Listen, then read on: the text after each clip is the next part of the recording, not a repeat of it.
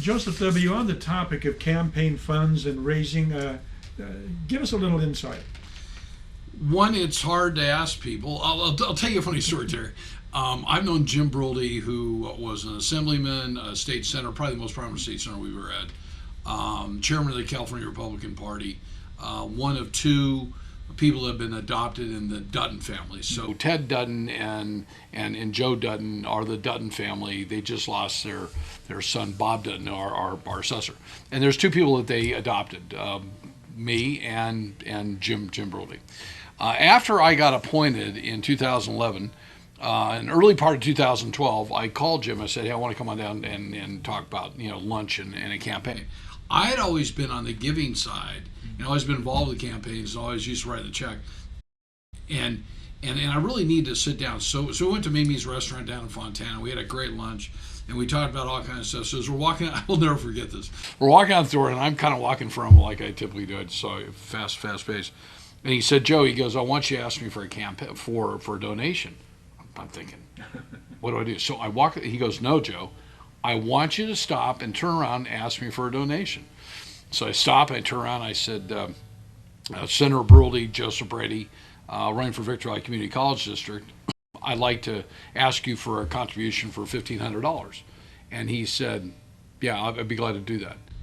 And I turn around and he said, "Had you asked for $2,500, I would have given you $2,500.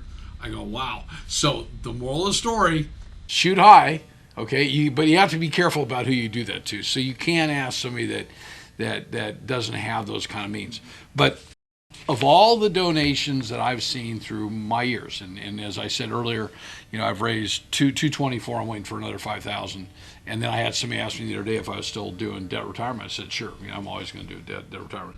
But I get an email from somebody that I just have a tremendous amount of respect. But the deal was their name could not be announced, and it would be an anonymous donation made to the college.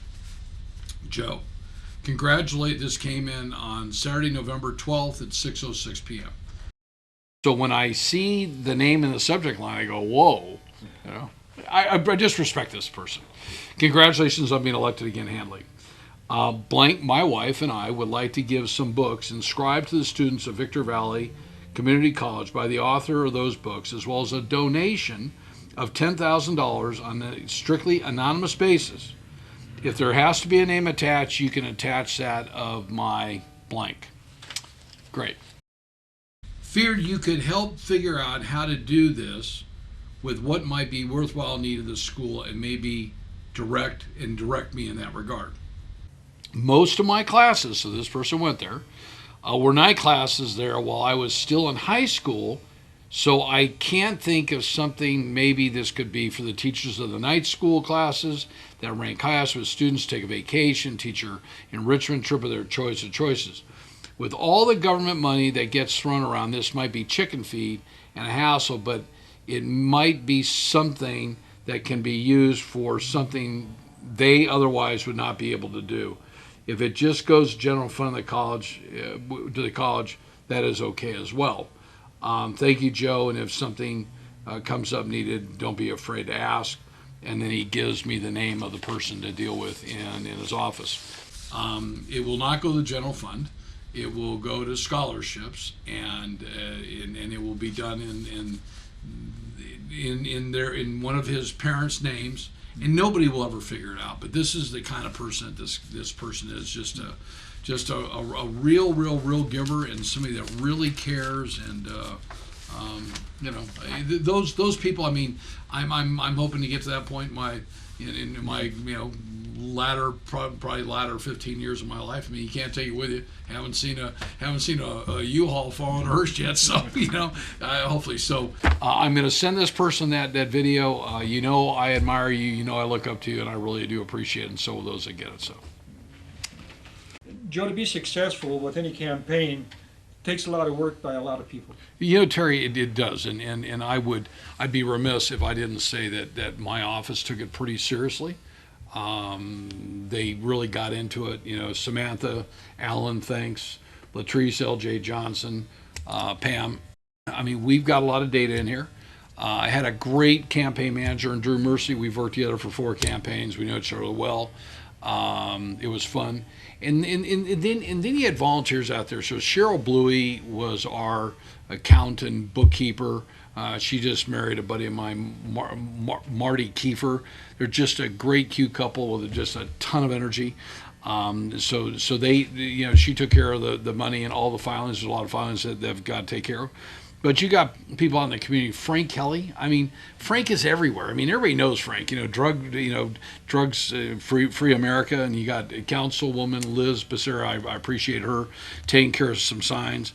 Iris Gutierrez, thanks very much. A big shout out to you and your Hispanic Chamber of Commerce and the work that you did. And no, we paid to do that, but she really, her and her team really did a good job for the money that we spent. I would highly recommend people that if they need something done well, 1 minute video, a 2 minute video, a 3 minute, on a real high level that they use her.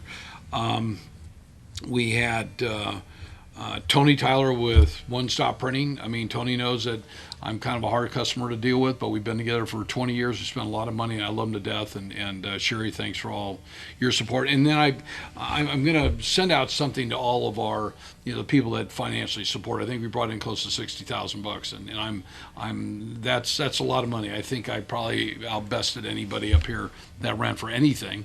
And I'm proud of the fact that I'm a trustee. As I've said before, I can't help you at the planning commission level. I can't vote on your project. I can't, so whether people like it or not, people do support what we do, and they're very happy with what we do, and I'm very happy where the college is.